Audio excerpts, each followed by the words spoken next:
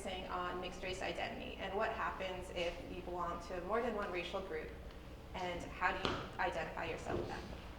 So pre-2000, the US Census and basically any official form that you'd have to fill out, you weren't allowed to check more than one race to describe yourself. So you'd either have to choose your one thing or something else, or you'd have to declare yourself as an other. So this is a tax form from post-2000. And here you can check one or more boxes to describe your race, but you still have this word other that appears several times in the form. You can be an other Asian, other Pacific Islander, or some other race in general. And this word other is a rather derogatory term, right? So that's saying you're not one of us, you're something else. So in thinking about this word and what this all means, the reason why I'm so interested in this is because I'm mixed race myself. My dad is biracial, half Vietnamese, half white, and so thinking about what does it mean for me to identify as a mixed race person if I am the daughter of a biracial person. So in thinking about this question, I came up with the question, how can we become more informed of the ways in which we misjudge the identity of others? So in thinking about this question, it's really important to first understand that race is a social construct. Throughout history, race has been thought of as a biological concept. Race has been used to try to distinguish people. You talk about slavery, you talk about internment, all of these horrific events in history, but race is really a social issue that underlies everything. And also, what's important to remember about race is that race can be different from everybody. Just because you may identify as white, but you may be German, or you may identify in some other way, how you view your race isn't necessarily how everybody else views theirs. And race is such a culturally and significant factor that, and especially in America where people can come from anywhere, it's important to remember that race can be different for different people. So, in thinking about race, we got to talk about microaggressions. So besides blatantly racist acts, which we can all identify, microaggressions are smaller encounters that maybe aren't meant to be harmful to someone, but they are. So the question, so like, what are you, is one of those examples, right? Someone may be interested in your family background or where you came from, but the way that you ask that question doesn't make it feel that way to someone. That's like the word other and separating someone else from yourself, right? So, in thinking about microaggressions, these are some examples of microaggressions, real life microaggressions from the anonymous blog, Microaggressions, Power, Privilege, in Everyday Life. I was watching Miss America, and the girls are so pretty, but they're not American. They're exotic, like you. So that's one that mixed race people can get a lot, this exotic fetish of being mixed race. Another one, stop trying to say you're some kind of minority just because you're mixed. You look white, okay? Another one, based on the physical appearance of a mixed race person, a lot of times people will try to compartmentalize you into one race or another. Is your sister, and is she your mom's real child? So that's quite a big one, right? Another physical appearance microaggression that can be directed at mixed race people where the legitimacy of your family is questioned because you look different. So this is an artist, Leslie Barlow, and she paints these portraits of interracial families.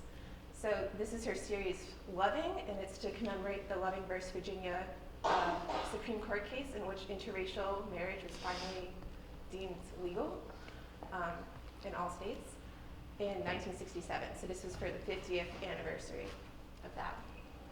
And so the great thing about her paintings is that she can overcome this microaggression that can be directed at families. Because when you see this painting, the first thing that strikes you isn't necessarily that the dad looks Asian and the mom is white. That's not what the painting is necessarily focusing on, it's just the family. So she's able to overcome these microaggressions that can be directed at mixed race people because her paintings are just amazing in general, and it's just a family. You see the love of the family in her paintings. Another artist who talks about mixed race identity is Kip Fulbeck. So for Fulbeck's project, he traveled around the US. He interviewed 1,200 Hapa individuals. So Hapa is a Hawaiian pidgin term for mixed race people of Asian and Pacific Islander descent. So in this picture, this woman describes herself as a whole other, and that's a really great way to take back that term and use it in a positive light.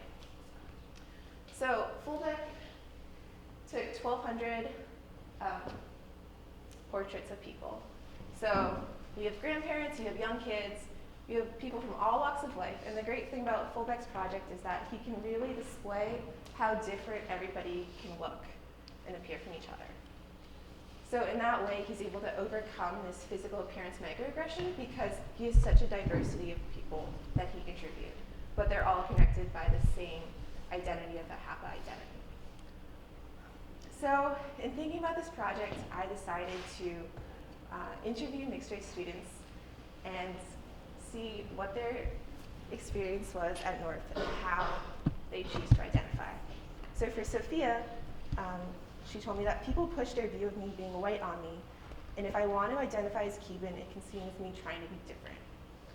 So from these interviews, I made portraits of these individuals, as you can see.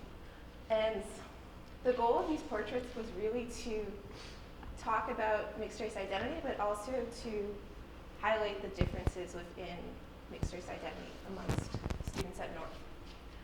So all of these portraits are painted in their mixed media compositions because I chose not to do photography for this project because unlike Fulbeck's project, I didn't have the time to photograph 1,200 individuals, and also I was focusing on the North community, which doesn't have that many individuals available for this project. So in making these portraits, I was talking to people about what colors they like to identify with and making it more about their personality and their identity instead of necessarily their physical appearance, so I could step away from that microaggression. For Camille, I'm not really Asian enough to be considered Asian. I feel that I can't really contribute to the Asian conversations around me, even though I can. So this is another instance in which we can talk about how sometimes your legitimacy is not taken seriously if you're a mixed race person.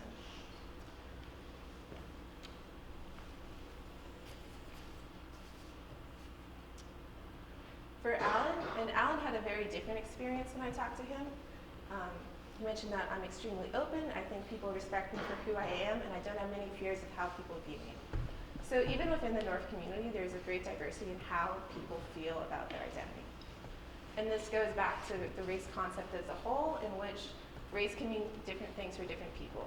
Just because you identify one way doesn't mean how someone else who identifies the same way as you do will mean the same thing for them. They'll have a different experience and different story with that. For Hiroshi, when you meet somebody else that's mixed race, you already have something in common, and you can talk about each other's backgrounds. So again, for Hiroshi, he saw this as more of a positive benefit for him and a way to connect with people.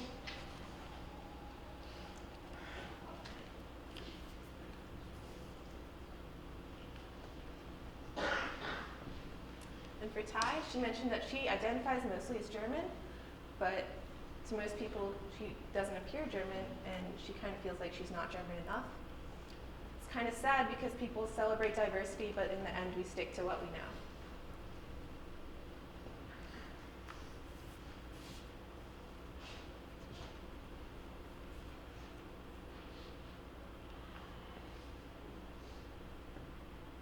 And for Rebecca, she mentioned it takes a lot for a family to embellish their culture to this white community. It's so hard. I think my dad tries, but he can't do it because we're surrounded by people.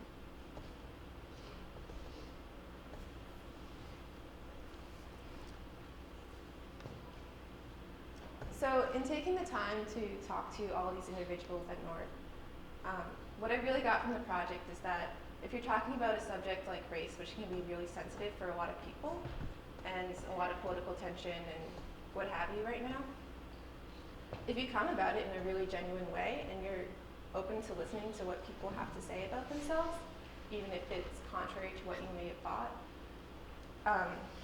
people are really willing to share their information with you and to share their story with you. There were some students that I talked to about this project who declined to have a portrait made of them because they felt too shy to do that. But they were still open to talking about their experience even if they weren't ready to be a part of the project. And so, in thinking about my initial question, how can we become more informed of the ways in which we misjudge others? The main conclusion is just to listen to people. If you listen and if you're genuine about how you ask a question and how you choose to go about these topics, then people are just really willing to open up. So thank you.